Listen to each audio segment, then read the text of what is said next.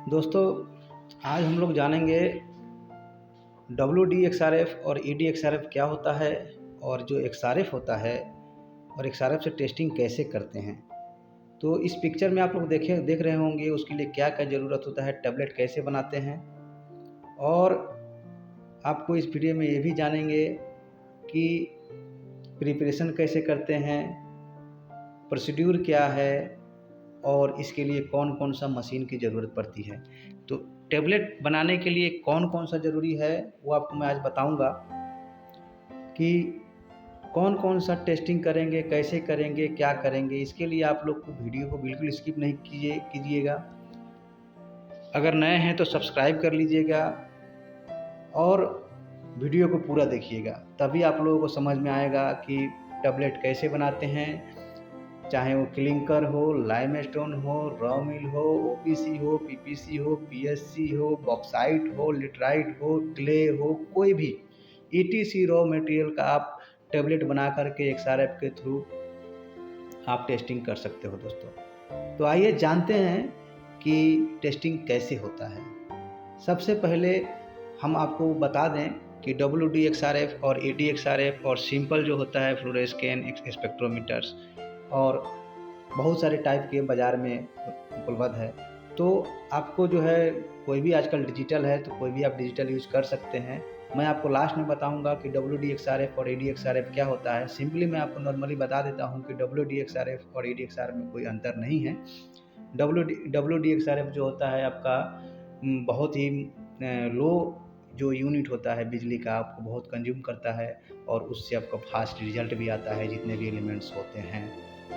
तो इसमें आपको टोटली टेस्टिंग आपको निकल जाएगा, जैसे कि सिलिका हो गया, एल्यूमिना हो गया, आयरन हो गया, CO, MgO, और वैसे ही आपका कंपोजिट आपका फेज भी निकल जाएगा, C3S, C2S, LSF, SM, AM, ETC। तो TiO2, PTO2 बहुत सारे टेस्टिंग होते हैं। तो आइए आगे जानते हैं कि प्रिपरेशन कैसे करते हैं दोस्तों। तो सबसे पहले आपको करना क्या है टेबलेट बनाने के लिए, यहाँ पे आपको स्कोप समझना है कि क्या है। ठीक है दोस्तों, अगर नहीं समझ में आता है तो आप बताइएगा। यहाँ पे आपको limestone, sandstone, raw mills, clinker, इन एंड सीमेंट हर चीज़ का आप कर सकते हो। जैसे कि आपका सैंपल ग्राइंडर भी आपके पास होना चाहिए, ज़रूरी है। अगर सेमी ऑटोमेटिक सिंपल प्रेशर होना चाहिए आपके पास। और operation step for raw mill, cement and sandstone preparation के बारे में मैं आपको बताने वाला हूँ आज। तो इसमें आपको पूरा ध्यान देना है, ये स्कोप यहाँ पे दिया हुआ है। वैसे ही आपको मैं बताऊँगा कि operation step for raw mill, cement and sandstone preparation, clinker, raw mill and material ETC like you test for clinker, limestone, clay, bauxite, laterite, ETC raw material what you want, no problem. तो sir आप यहाँ पे मैं आप लोगों को बता दूं कि यहाँ पे कैसे करना है। सबसे पहले तो यहाँ पे यहाँ पे आप देख सकते हो, ये जो बोरिक एसिड और सेलुलोज पाउडर मैंने दिया है, ये साइड में दिया हुआ है। क्यों दिया हुआ है इसके बारे में मैं बताऊंगा। वीडियो थोड़ा लंबा है, पूरा देखिएगा तभी समझ में आएगा। तो दोस्तों यहाँ पे करना क्या है, जैसे कि सबसे पहले आप कोई भी सैंपल लाते हो तो स्टीर द सैंपल इवेनली करना है आपको। उसको जो है, जो भी सैंपल लाएंगे सबसे पहले आपको जो प्रोसीजर होता है उसको फॉलो करना है। ठीक है दोस्तों, तो आपको कोई भी चीज़ जो है करने से पहले सबसे पहले आपको पता है कि कोई भी चीज़ को ड्राइंग करते हैं। ड्राइंग करने के बाद उसको अच्छा से डिवाइडिंग करते हैं, ब्लेंडिंग करते हैं, क्रैशिंग करते हैं, उसके बाद ग्राइंडिंग करते हैं। तो सब चीज़ का 5 ठो मेथड होता है, स्टेप जो होता है 5 प्रोसेस करने के लिए। सबसे पहले कोई भी सैंपल टेस्टिंग का प्रोसेस करने के लिए आपको 5 टेस्ट प्रोसीजर से गुजरना होगा। ड्राइंग, क्रशिंग, ब्लेंडिंग, डिवीजन और ग्राइंडिंग। दोस्तों ड्राइंग, क्रशिंग, ब्लेंडिंग और डिवीजन और ग्राइंडिंग, ये 5 प्रोसेस से आपको गुजरना होता है दोस्तों कोई भी रॉ मटेरियल टेस्टिंग करने के लिए। ड्राइंग, एक बार और मैं आप लोगों को बता देता हूँ, ड्राइंग,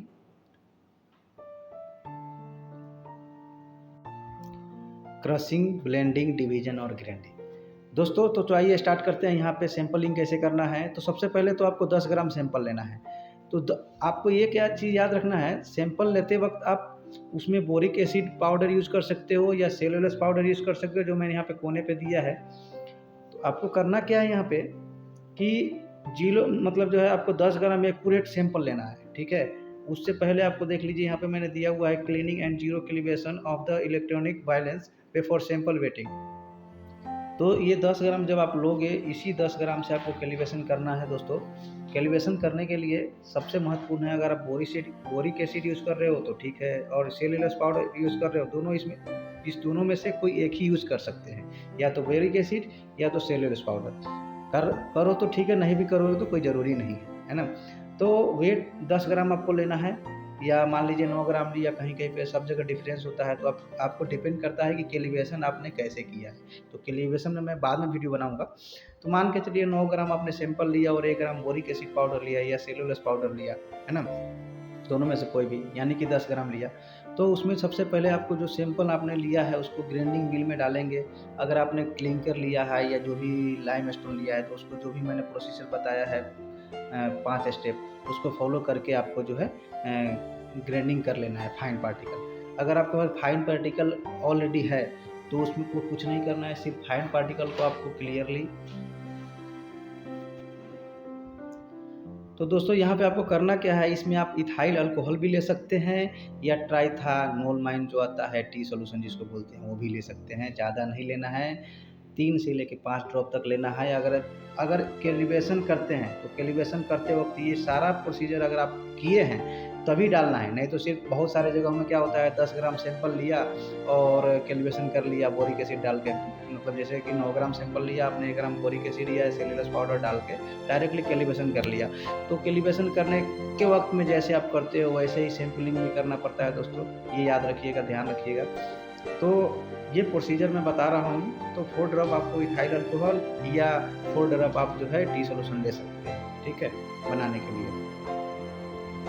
दूसरी चीज़ आप यहाँ पे देख सकते हैं प्रिपरेशन टेबलेट फॉर XRF के लिए।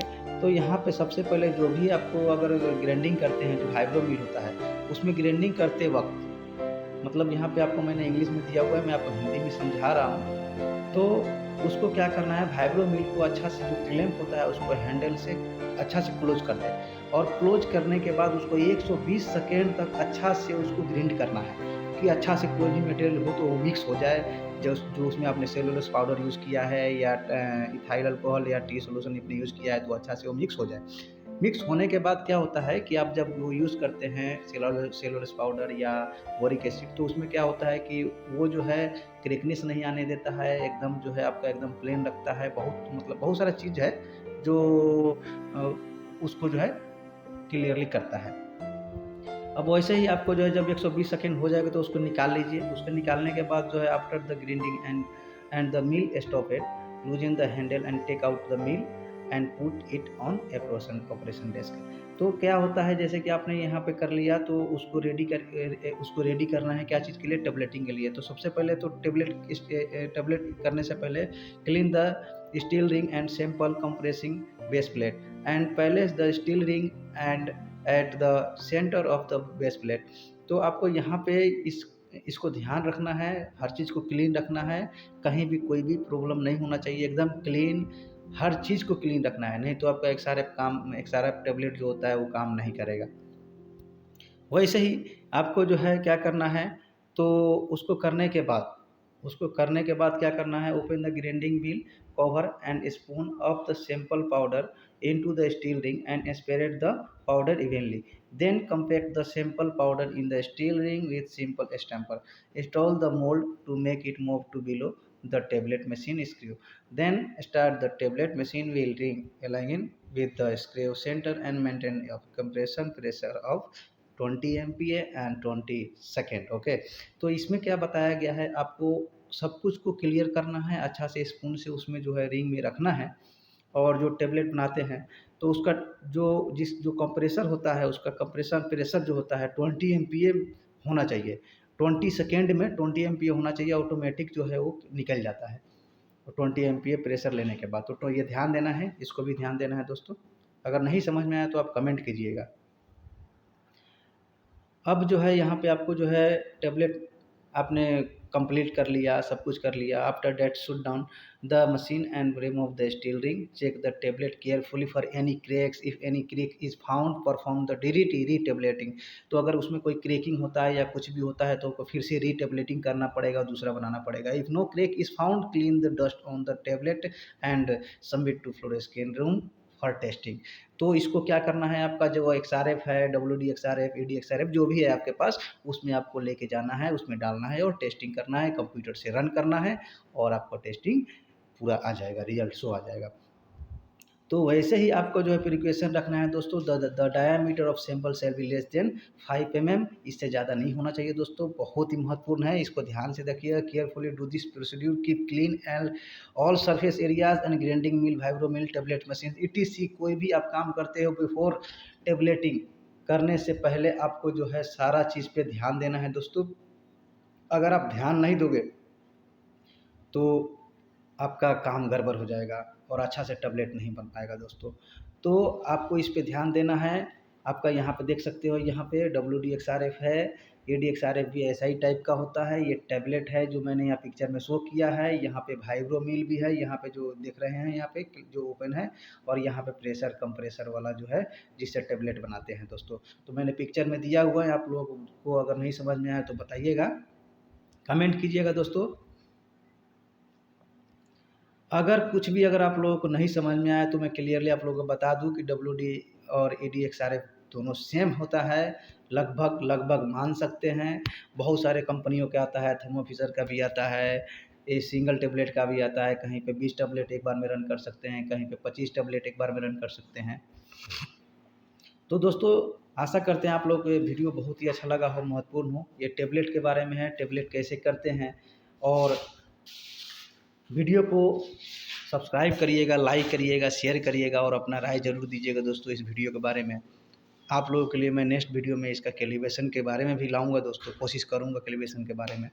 तो दोस्तों आशा करते हैं कि आप लोग जो है अपना राय देंगे और कमेंट देंगे। अपना टाइम देने के लिए धन्यवाद।